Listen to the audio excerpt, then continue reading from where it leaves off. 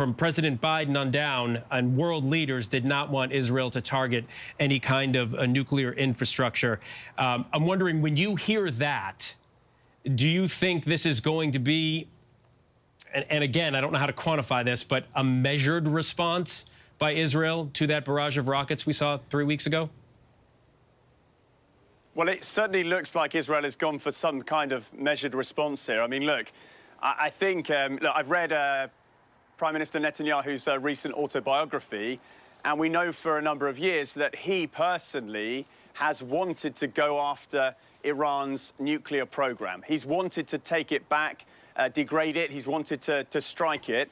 He has, you know, under the Obama administration, been, you know, lobbying the US to join him on a potential military strike against that. Now, if you look at where we are in the world today compared to back then, we're in a much more dangerous period where, you know, Iran has struck Israel on 2 occasions. Back in April, with more than 300 drones and missiles, and then obviously at the beginning of the month with about 200 ballistic missiles. You know, a completely unprecedented attack. Those were the 2 first attacks by Iran directly on Israeli soil. The second, just 3 weeks ago, was, you know, by far the most significant. Now, obviously, only 1 person was killed in that attack, but Iran was targeting, we believe, the Mossad HQ just outside Tel Aviv. So they were going for very sensitive sites.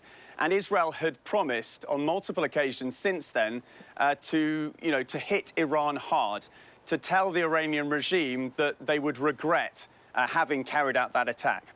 Now, I think the point to hit home right now is that, yes, it looks like Israel has not gone after those oil or nuclear sites in Iran.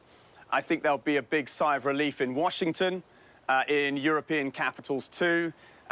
You know, basically all of Israel's allies have definitely been lobbying the Israeli government not to go after the most sensitive sites, the nuclear and oil sites.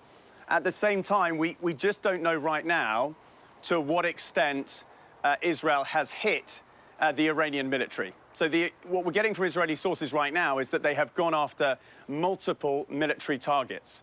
Now, are we talking about missile launch sites?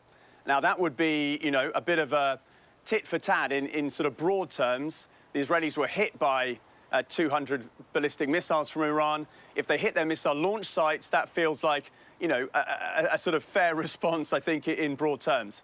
Have they gone against military bases, more significant military assets beyond missile launch sites? Have they gone against naval bases? At the moment, we're only hearing explosions around Tehran, so we haven't got any indication of that. So I still think there's a big question mark about to what extent this is a severe, as Israel has been promising, response against the Iranian regime.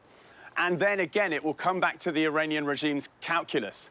They will have to see how serious a response this is, how hard they've been hit.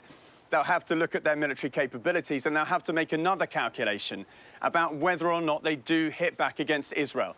And again, we're into this dangerous game. I mean, we've talked about the war in this region spiraling out of control.